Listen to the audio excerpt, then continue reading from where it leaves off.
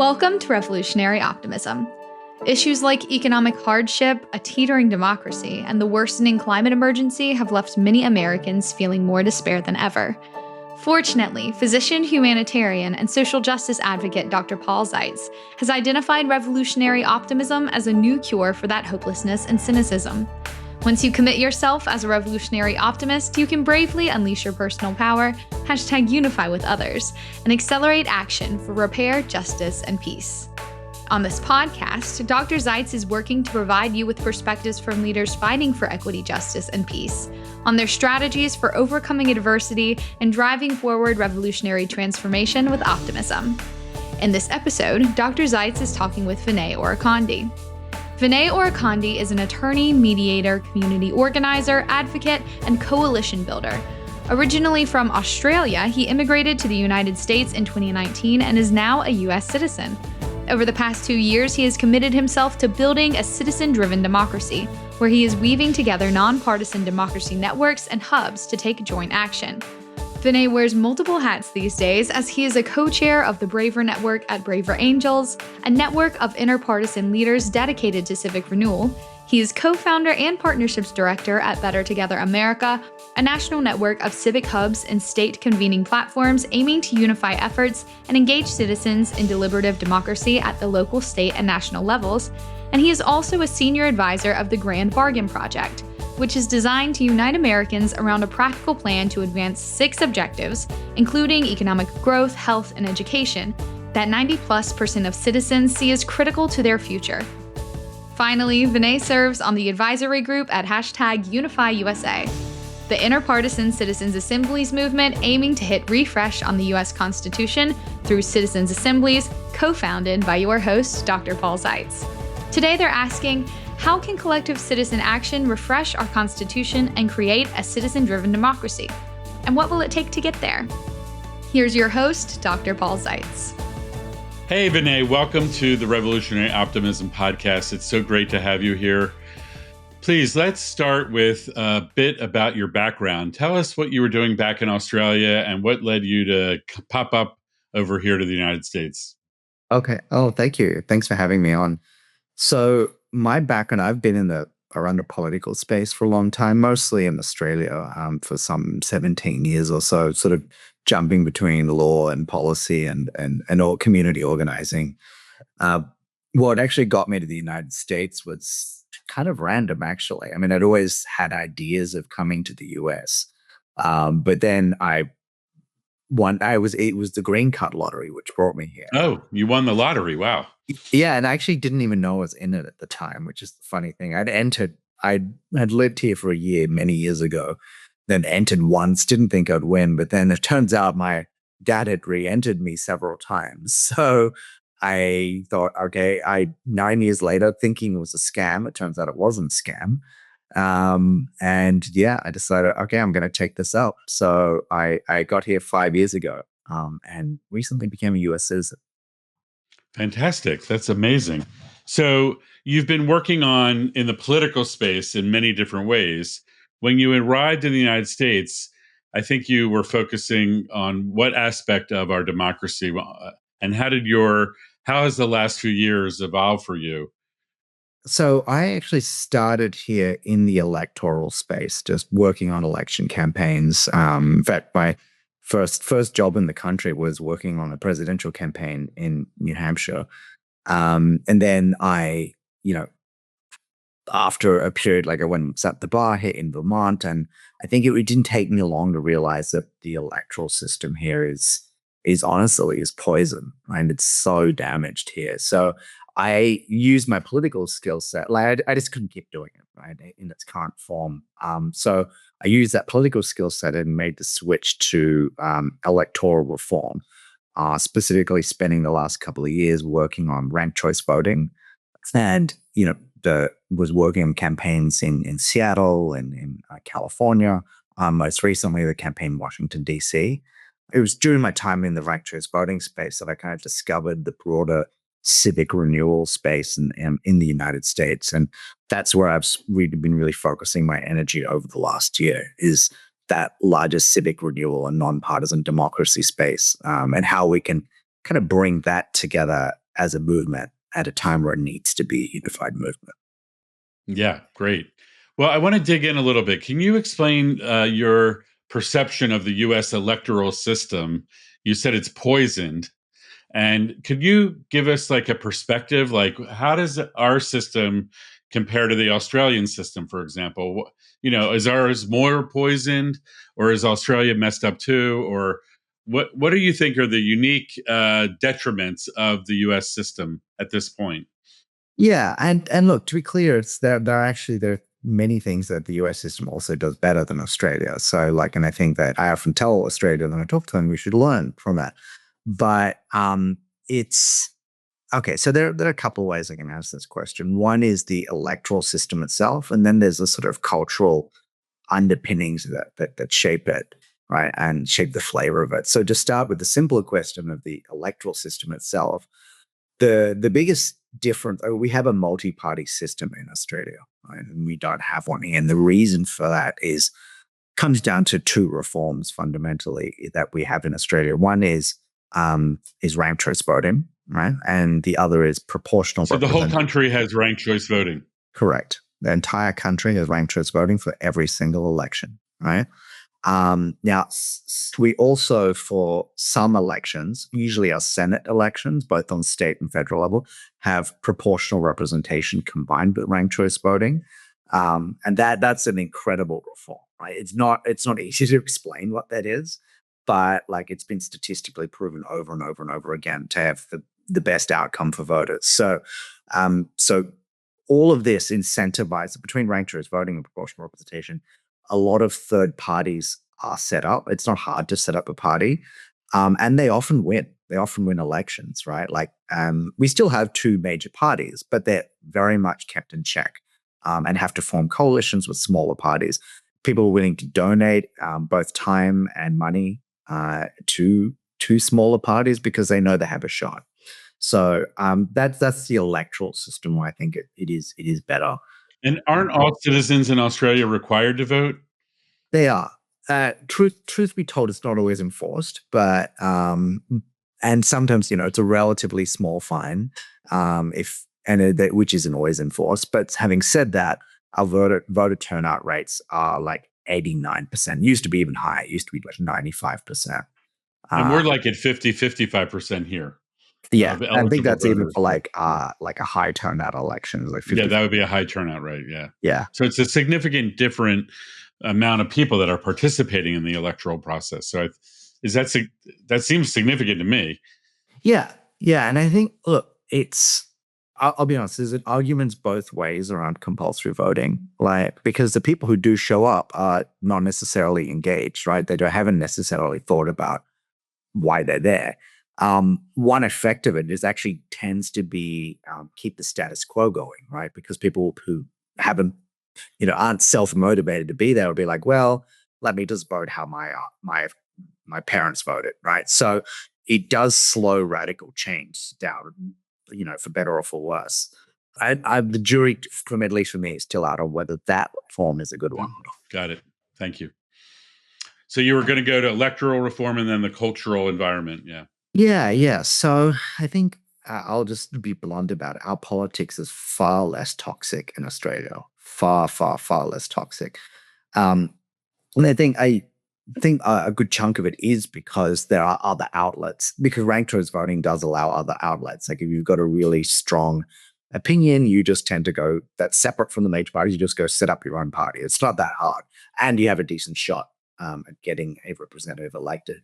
Whereas here, you can only really just, at the moment, it's so hard to go through other parties, right? You kind of have to go through that. And this is actually a case for compulsory voting. I think what I see here in the US is that to motivate people to vote, the politicians tap into emotions, right? And so you produce some of the best politicians in the world, but you also produce some of the worst, right? Because it depends on the emotions that you're tapping into. So what unfortunately I see that's happened is a cycle of tapping into fear and tapping into fear to respond to that. So everyone has been cyclically tapping into fear to motivate people to go and vote. And so now you just have election advertising is this nightmare here but everything it's no longer about what we're voting for. It's just about you've got to stop this evil other side.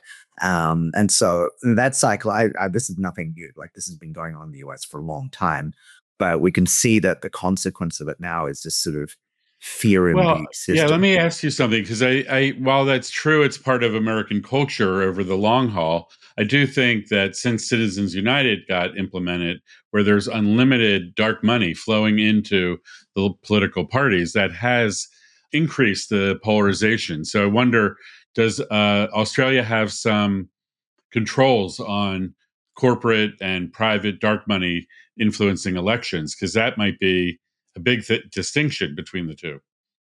Yeah, we do. We do. So there are limits. There are pretty fierce limits on how much you can donate. The advertising period is quite short. It's like the election period is 6 weeks, right? And you can't advertise outside of that 6 weeks. And even then, like television advertising is relatively rare.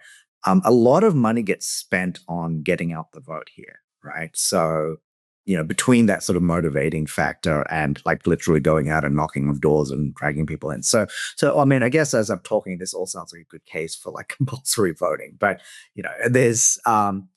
but what you also start to see, yeah, there are caps, there's spending caps on how much you can donate. You also see, interestingly, and this is more subtle, but the impact of ranked choice voting has on money is because in a system where essentially it's two parties that one of them is going to win, it's a zero-sum game. If it's close, whoever has more resources will win, thereby giving more power to the donor. In a ranked choice system, it's really the public is the unknown factor there, right? It's unclear how they're going to rank. So I've spoken to lobbyists in Australia. It's like, why don't you proportionally give as much money as your American counterparts? And I says, because to be blunt, we can't control the outcome because there's too many parties that are a factor there. So I think that, like, while obviously, yeah, I'd say any reforms to remove money out of politics is critical here. I wouldn't underestimate that also the power of that one reform, which is already gaining momentum, that is ranked choice voting. Yeah, so because we haven't covered ranked choice voting on prior episodes, I want to take a couple minutes to have you really explain it to people. You've been referring to it, but I think it's important to how does it work? Why is it the right thing to do? And what are the arguments against it too? Because I know there have been even sometimes it's Republicans that are for it. Sometimes Republicans are against it. Sometimes it's Democrats that are for it. Sometimes it's Democrats against it. So I've been a little confused about like why are there all these different views about it. So if you could help us understand all that. And you mentioned proportional ranked choice voting. If you could just unpack that and explain exactly what that is so that we all understand. Yeah, sure. So ranked choice voting is so imagine right now you have 5 candidates on a ballot, right? And if you're an American voter in most cities, or in most of the country, you have to pick one of those candidates, right? There might be a candidate that you really like, let's say there's a independent candidate, you love that candidate, but you don't think they're likely to win. So right now you can't really vote for them, right? Because you're probably going to vote for the candidate that you prefer more of the major ones because you don't want to waste your vote. Under a ranked choice system, what you'd said, you've got your 5, you can rank the candidates in order 1, 2, 3, 4, 5, as many as you want, right? So you could put number 1 next to that independent who you're not sure is going to win, right? Then you could say and maybe your second preferred candidate is also from a small party. You could put it to them. And let's say your third candidate is from a major party, but you prefer them over the other major party. So if your first candidate, that independent, doesn't win, your vote transfers to your second choice. If that candidate doesn't win, it'll transfer to your third choice, and so forth. We keep moving down the line until it gets to one of the final 2 candidates in the race. So what it does is it lets people actually vote for who they want without having to worry about wasting their vote. And it's a total game changer because suddenly you have more people putting their hands up to run, right? Because they have a shot. Suddenly you have more people willing to donate to those candidates. You have more people willing to volunteer for those candidates. And so it shifts the system entirely.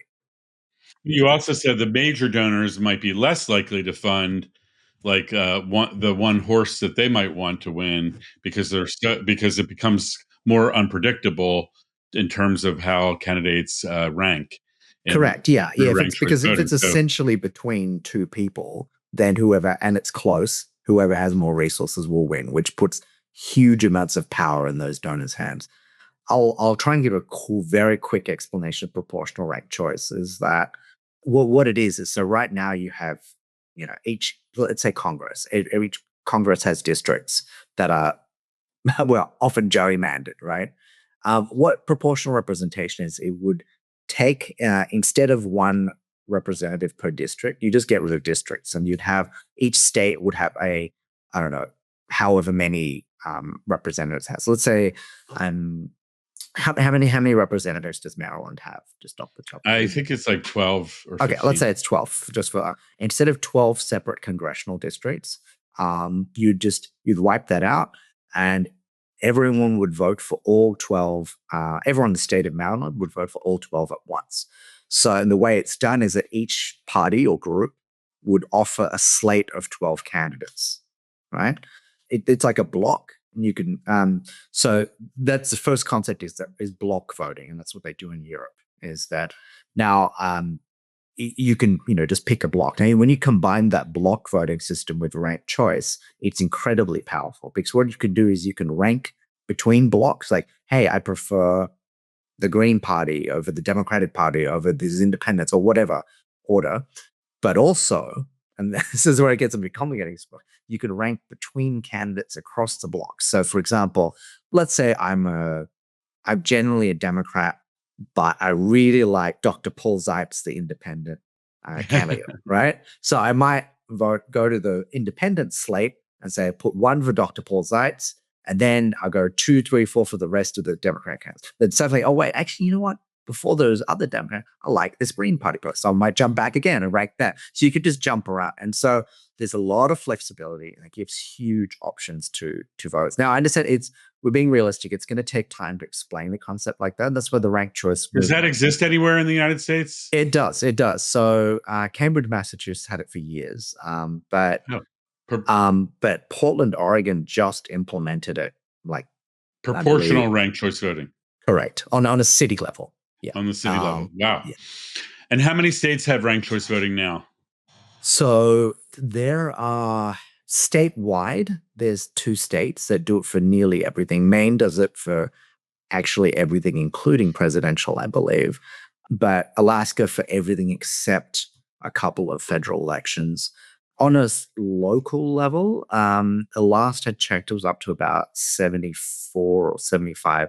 Maybe it was probably more now. Probably close to 80 jurisdictions that use it. Yeah. Great. So that's great. Thanks for sharing all that about ranked choice voting. I think it's an important reform that stakeholders around the country are advancing and working on getting implemented. So let's move on to the last couple of years, or the last year. The civic renewal movement, or the democracy building movement. I try to tell people about how large it is. When you think about the democracy movement and the bridging movement, and then all the rights-based movements that are out there, what's your take on the state of the U.S.? Let's call it the pro-democracy movement. How are we doing, and what's happening out there, in the grassroots? Yeah. Democracy itself is in a bit of a challenging space at the moment. I don't think that's much of a secret. But I'd say that the democracy movement, there's 2 movements, if I can say it. There is a more partisan democracy movement that exists has a more of an institutional flavor, right? So, for example, and it is associated with the Democrats, there's no doubt, that looks at, the institutions like the courts, at Congress, at elections, at voting rights, and says, look, that democracy is threatened, under attack. It needs to be defended firmly. And I agree with that. Having said that, there's a second democracy space, which I align with, which is much more, it's just completely nonpartisan.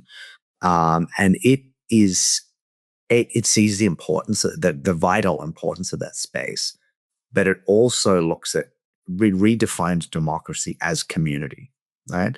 Both for practical reasons, because you don't have the power to defend institutions unless you have power on the ground, but also that the locus of democracy itself isn't the voting booths.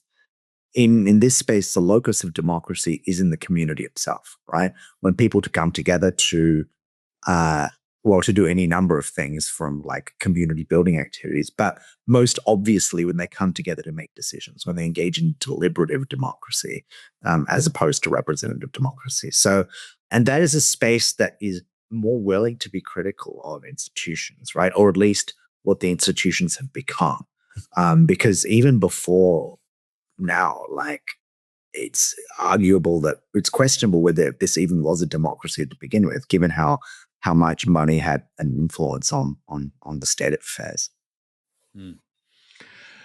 Yeah, one clarification on that kind of ecosystem that you defined. You talked about the kind of democratic centered democracy, institutional democracy movement, and then a nonpartisan community civic renewal space.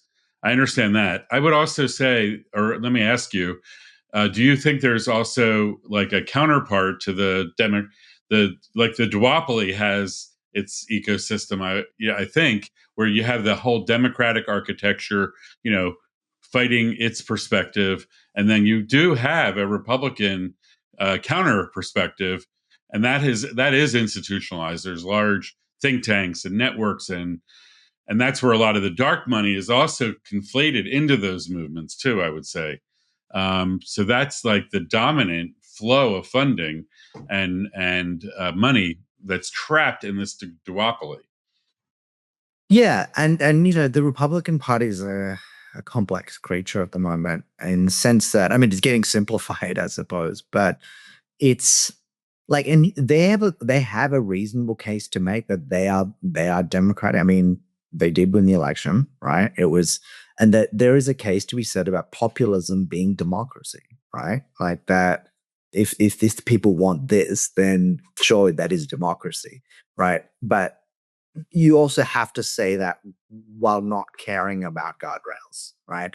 If you think that the guardrails don't matter, if whatever the people collectively or cutting to current system seem to want, even if like essentially 50% of the population are fiercely against it, well, that's democracy, right? So it is democracy, but with a deeply sort of authoritarian flavor to it.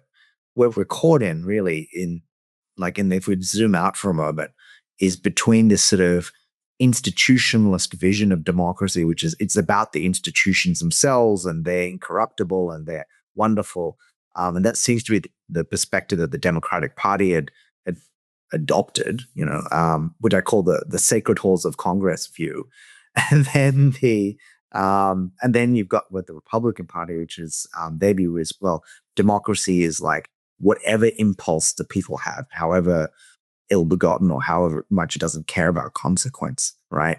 And let's burn it all down, right? So, and I think what that has created, and both of these are clearly really unacceptable, right? It's not just me saying that. I think that you look at overall approval of the two parties and it's pretty low.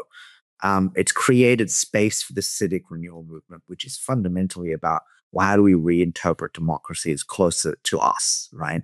It's about what we as a locality or as people on the ground want, and how do we get self-determination, control over our own lives again? Yeah, so that's interesting. So, I mean, let's just clarify some of the facts. Trump won with 77 million votes.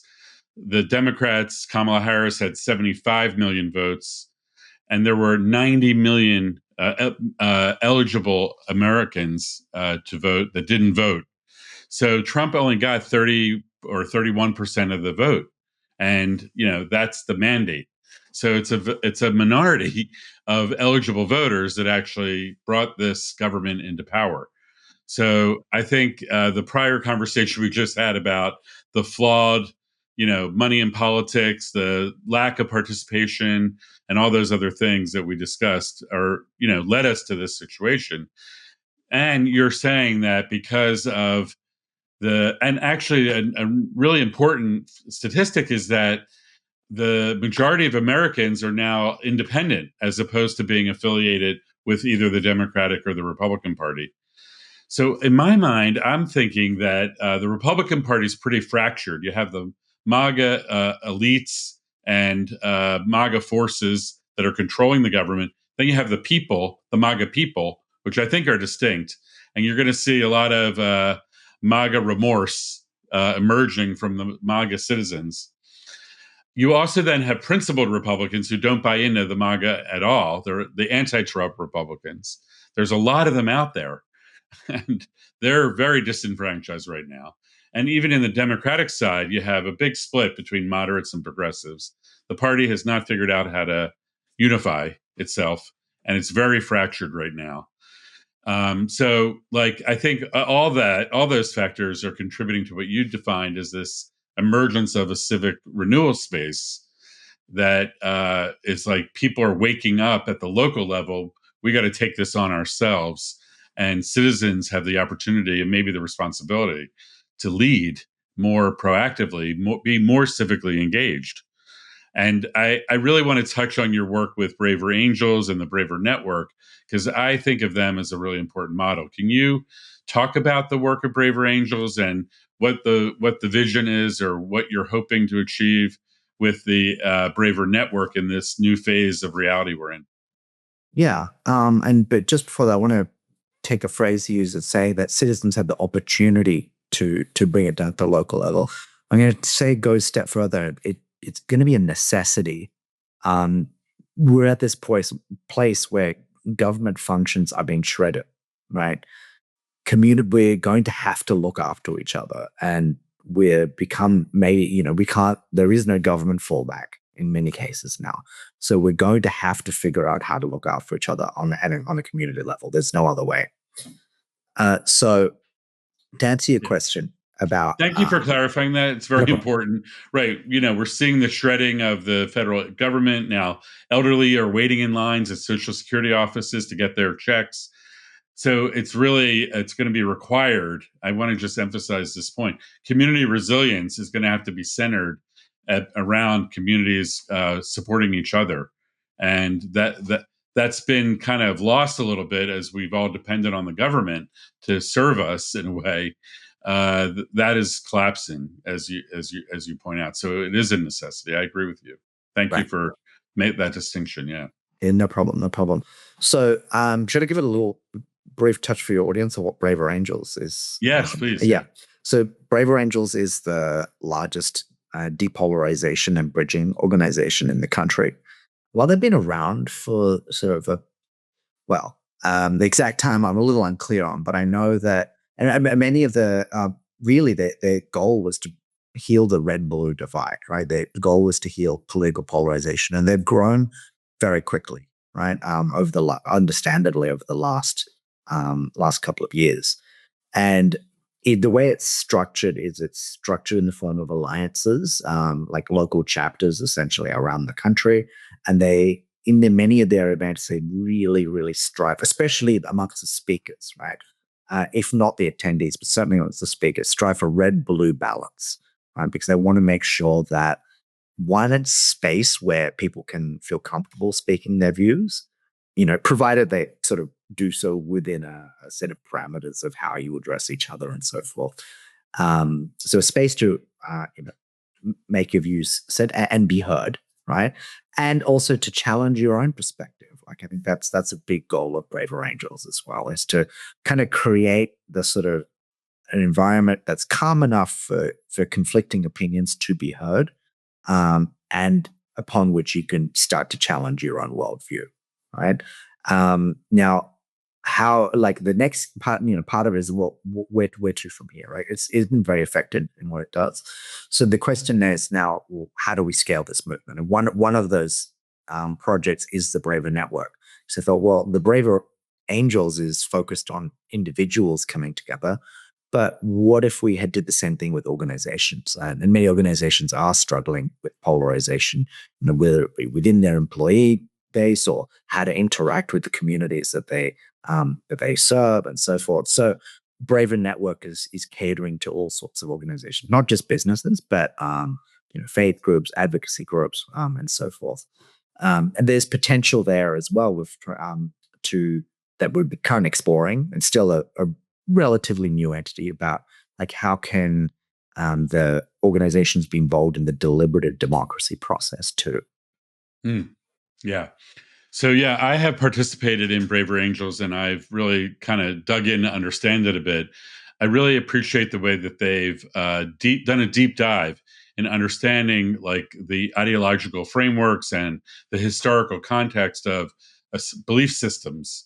And they've done that for both blue and red, and probably there's more diversity as well that they understand. And they've created spaces not just to have dialogue and depolarization, but they had gone and they are going into problem solving. And actually, I know that they were involved on the Hill in the last cycle. I don't know what they're doing now with the Problem Solvers Caucus. And so the majority of Americans agree on how to solve most complex issues, paradoxically. The duopoly that we talked about divides people on purpose for political power and leaves us with a broken system that doesn't allow us to solve the problems, despite the fact that Braver Angels is one of those places where they've tested it out and they can get to a consensus with red and blue people that are trying to work on problems. Do you have any examples of? You mentioned something about an immigration initiative. If you could talk about that, that would be really relevant. Yeah, that's still being planned at the moment. Okay. But what I'll do is I'll give it the what immediately preceded it, which was their Trusted Elections Initiative, which is concluded. They brought together representatives of many of the different alliances. I think about 30 of their local alliances. They ensured it was strongly balanced, like it was straight 50-50 red-blue. And the prompt was, how could we increase trust in elections? And they sat together, they came together in person and debated it for days, and came up with a really interesting report, which came up with solutions that I hadn't seen before. I'll give you one example. There was, many of the Reds were concerned about secure elections and said, we want to make sure that people who vote have the right, like are actually credentialed to vote, through some sort of ID. And the Blues were saying, sure, we're concerned. It's actually not easy to get to be able to vote, right? To get that credentials. And we don't want this to be used. And we're scared that it's being used as a way to strip people of their right to vote. So what they came up with, and this is just one element of it, was saying, yes, you need to show ID to vote, but it's the state should be mandated to provide that. Like it's a state requirement to give people ID. And I was like, okay, and I just hadn't heard that proposed as a solution before. It's usually up to this person to get it. Yeah, and so by the time that if it's up to the person, like it will be too late before when it's time to vote, or they'll be like, I don't know if I can be bothered doing all that. So so the solution, everyone was really happy with that, and I was like, okay, well, database into now. If you imagine if you applied this kind of setting to like any number of issues, to guns, to immigration, to anything, and so they've. To that end, you mentioned the immigration initiative. They are looking at a much larger initiative around immigration that's very similar. That's going to happen over the course of 2 years, I believe, which is holding dialogues in many different local alliances around the country, and then the data will then feed into a centralized report, which will be collated again. So that's at this point we're now in the deliberative democracy space, essentially. Yeah, great. That's where we want to head. So how many local groups does Braver Angels have? At last count that I'm aware of was 115. Okay, great. And is that in all 50 states, or they're not in all states yet? I'm not sure. Okay. I'm not sure. Let's take that out, editors. Take out that last question about, how many states. Thank you. Great. So I want to move.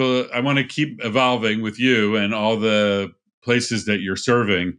I know that you have been a major co-founder and head of partnerships for something called Better Together America, and I'm really super excited about Better Together America because it's this first time ever, as far as I know, a network of civic hubs and state convening platforms that are being brought together to really support each other and learn and grow and expand the civic muscle that we need for thriving communities and for implementing the visions of the Grand Bargain Project, the objectives of the Grand Bargain Project, and also many other things, local priorities. So tell us about the origins of Better Together America.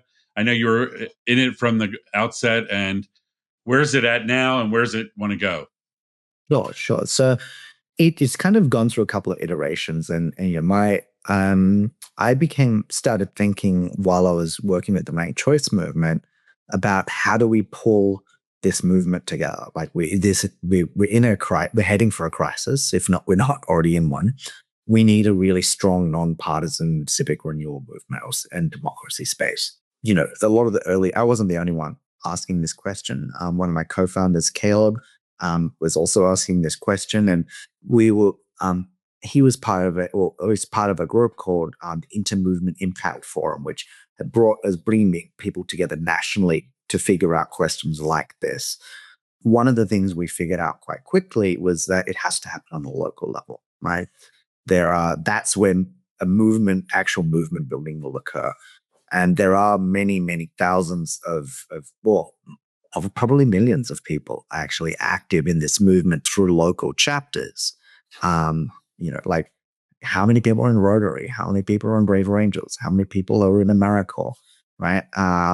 And all the other countless organizations. At last count, it was like 15 to 20,000 organizations. But they're not connected to each other locally, right? So the first step we thought is we've got to connect them together locally.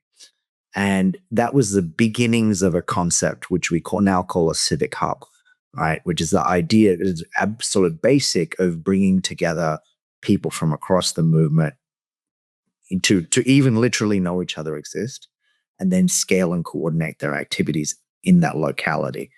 Now, the concept has evolved a lot since then, right? Because what we started to realize is that this moment is calling for community around small d democratic values, right? It's calling for deliberative democracy. It's calling for collaborative problem solving. It's calling for community. Now, how do we do that en masse? We thought the starting point has got to be members of these organizations, because that's where you'll find people who care about these things, right? Who care about civics and care about democracy and so forth in their locality and are open-minded to different perspectives. So we've been connecting the members of these organizations together and then looking to see how they can scale their activities, including like do community problem solving from that. Great. Yeah, I think that is so critical. I know for myself, and I've talked to a lot of people around the country, there's so many different things going on, and people are frankly exhausted and fed up. They don't know where to go. And so, because there's like all these parallel things going on, and they get bombarded with email and money requests, and it's just overwhelming. And then people aren't seeing the impact that they want to see in the world. They're seeing chaos and collapse, and their voice is not being heard. So I think I really feel like the civic hubs that you're describing are responding to that by bringing a community coherence, if you will, a place for convening and coordinating and aligning whenever possible all the various initiatives that are local or maybe national groups or operating in a locality. I've been going to a lot of democracy forums this past few months, and I'm hearing this because I think it's because of the crisis that you described. There's like an opening or a realization or an awakening that we have to converge, we have to unify, we have to find ways of building power together, so that we can be in resilient communities and we can be creating a society that we want. So So tell us about Better Together America. Like, how many civic hubs, and why should civic hub? Why should people want to be part of a civic hub, or why should an organization want to host a civic hub? Like, make the case to my audience for them to go out and start really, like, go to the Better America Together website. We'll be sure to include it in our show notes. So tell us why BTA is the place to go. Yeah. Okay. So we have about BTA is Better Together America. Sorry. Yeah. We have about 30 to 40 of these hubs popping up around the country. And they're actually scaling pretty quickly. Like, we haven't been around that long. Most of our hubs are like being initiated by organizations who are older than we are. They've been doing some sort of local activity for a while. They've become aware of this broader identity and say, hey, that makes sense. We should jump onto this. My suggestion would be this, is that if you believe we're in a crisis right now, and you think that, and you don't believe that like partisan or political solutions are going to get us out of this in the long run, then you should, or even if you do, right?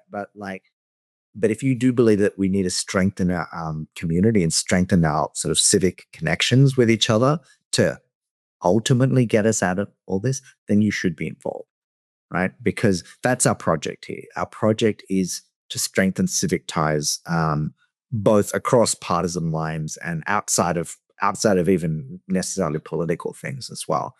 And also, our goal in doing that, in creating these networks, these hubs around the country, we're creating spaces where communities can come together and make their own decisions. So if you're disillusioned with how politics is occurring right now, then this is exactly what you should be doing, right? We're not saying, hey, the solution is one election away, right? We know that the problem is much more systemic than that. We're saying that the solution is you, right? You are the solution, you and your community, right? So come and meet your community. Come and find people who care about doing something in your locality about this, and then start to plan together and dream and vision what your community can be together, and just start, right? We're going to give you the tools so you can do that. So you don't have to wait for a politician. You don't have to donate. You don't have to go and knock on doors. You just start doing it, right? And that's the key. Whether you do it through BTA or not, that is my one thing I hope you take away, is just start doing things with your local community. If you don't have one, find a local community and then start acting immediately, right? Because this is the only way we're going to get through it. And what BTA is trying to do is we're just trying to provide a vehicle for people who in their locality wish to start taking collective local action. So if you're an organization then that wants to initiate in a locality, what I would say is that we can help connect you with other organizations and individuals in your locality who want to form a civic hub. And we can start to connect you with national resources as well, such as expertise. And increasingly, it looks like through collaborative fundraising across our space as well. Yes. That's a lot. I'm just trying to take it in.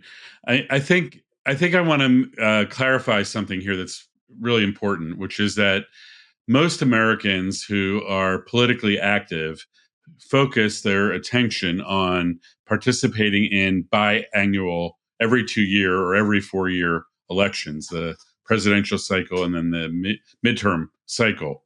And those are elections that are held, at the federal level, state level, and local level on that kind of cycle. So then they participate by picking candidates and donating to campaigns, or trying to get behind a candidate, or they're involved with getting out the vote for elections.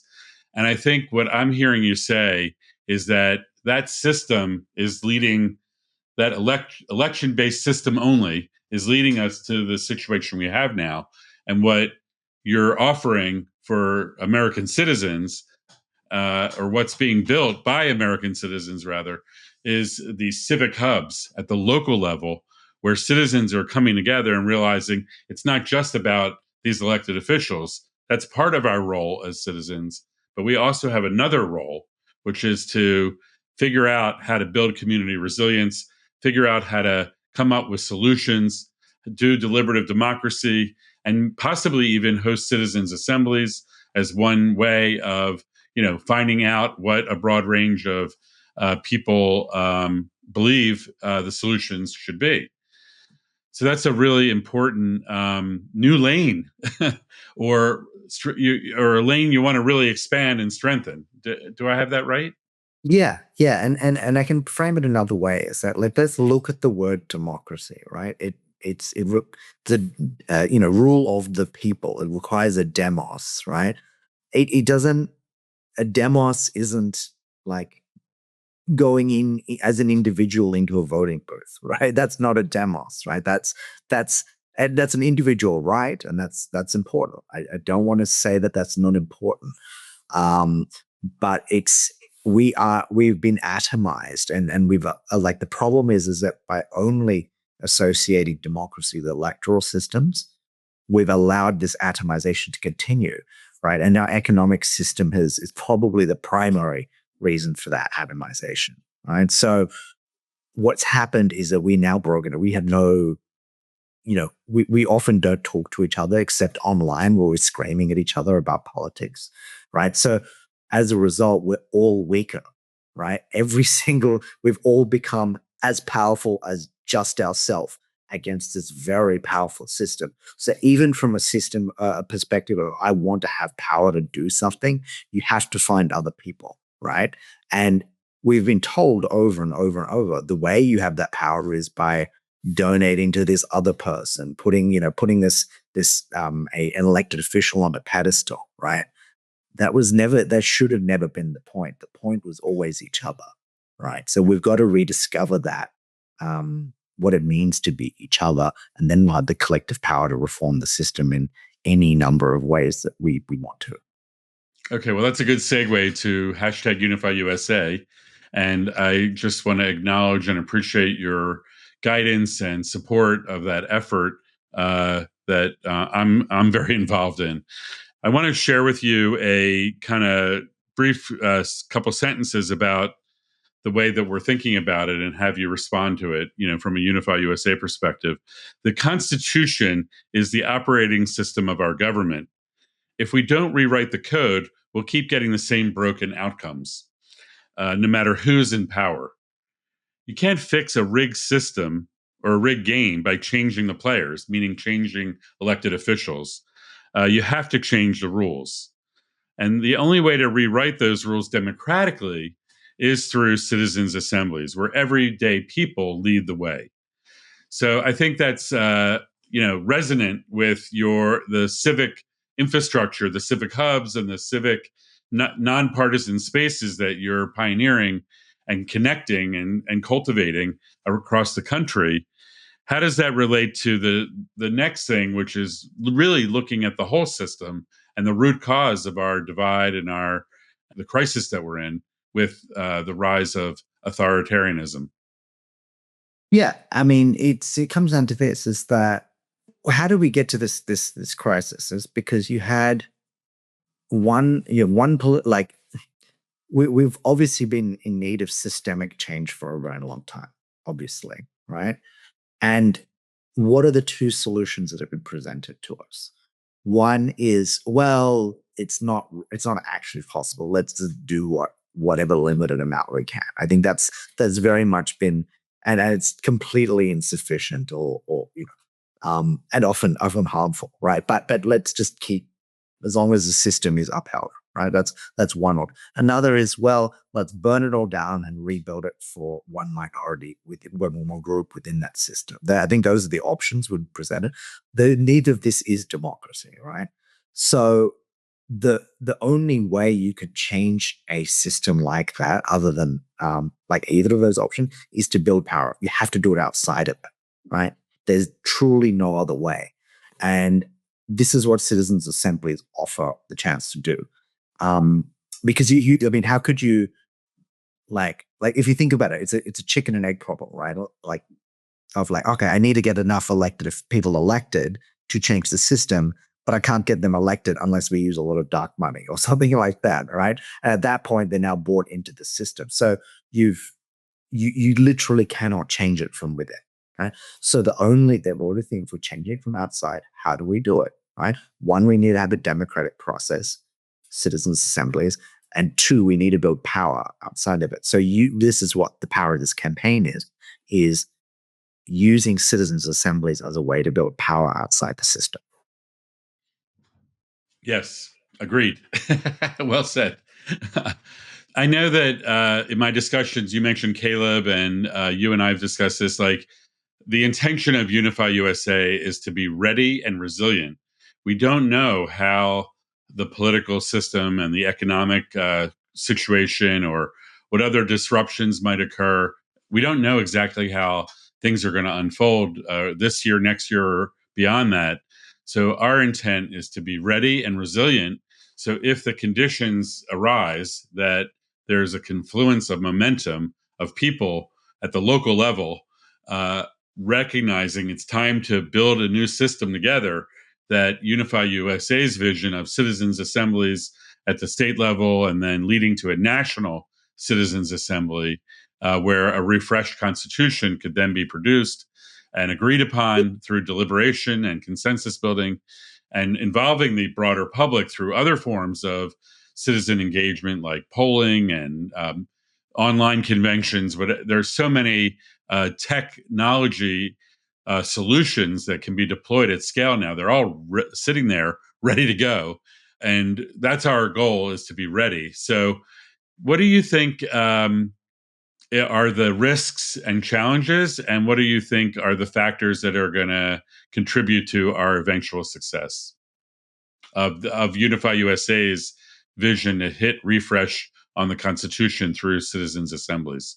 Just want to be, that's a hard question. But you're a brilliant guy, so I think. Appreciate that. I'd say that the biggest risk is apathy, right? Well, maybe apathy is the wrong word. Rather, a loss of faith in the ability to do anything, right? I think if people start to point, well, there's no point. We're all doomed.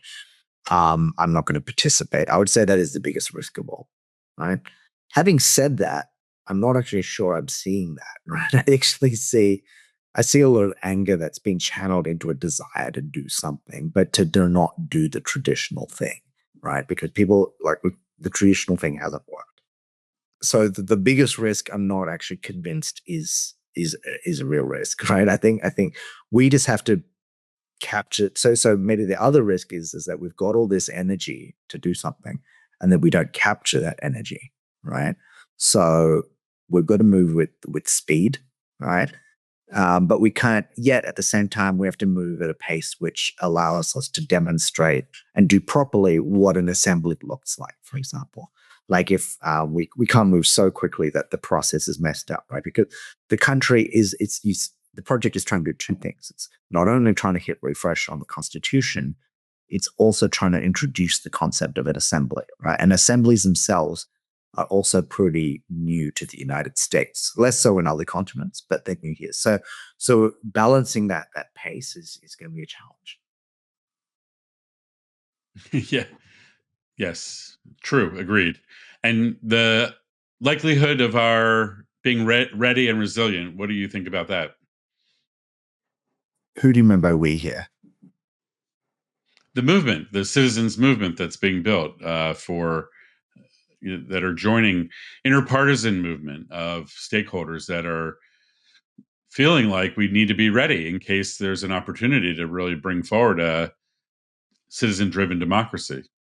Yeah, I think the movement has been waiting for a moment like this, an opportunity like this, for a long time. The movement, as we often say, Better Together in America, the movement already exists. It just needs to be stitched together. And the case of this particular movement of hitting refresh, I think it's a powerful catalyst that can bring all the pieces together, because we're operating on a fairly limited time span, right? Like, we're looking to move fast, and people recognize that we're in a crisis. So I think we can galvanize a lot of pieces that are already on the board, right? If we were starting from scratch, I would be, be more pessimistic. But rather, we're starting with connections to organizations that already have, like, hundreds of thousands of people and to lots of organizations. They're just, many of them are just now looking for a way to contribute. And I think this provides that. So the moment is now to bring all these pieces together. Well, that's a great way to end the show today. Thank you, Vinay, for your clarity and for sharing your journey and for your optimism and for your support of all those local hubs out there that are forming, and the Braver Network and the Grand Bargain Project and Unify USA as well. So thank you for all you do, and have a great week ahead. Thank you.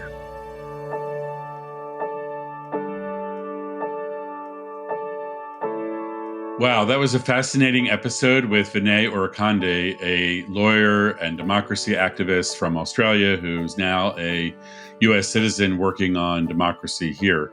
He talked about his long career working on elections and then electoral reform, then ranked choice voting. Now he's embedded into the Civic Renewal, and he's working hard to weave together or stitch together, he says, the citizen-driven democracy. And we need to create that because there's a complete breakdown of government function, and communities are going to have to rise to the challenge in the days and months and years ahead. Vinay has a calm, smooth, clear way of being. I've known him for a year now, and he's always that steady voice who has insights and who has perspective and who is helping us all march forward. So undoubtedly, he maintains his positive spirit and mindset and optimism in the days of our challenge. And I rely on him personally, and I know many do, for inspiration and motivation as we build this new democracy. So thanks, Vinay, for all you do, and thanks for being on the podcast. Have a great week.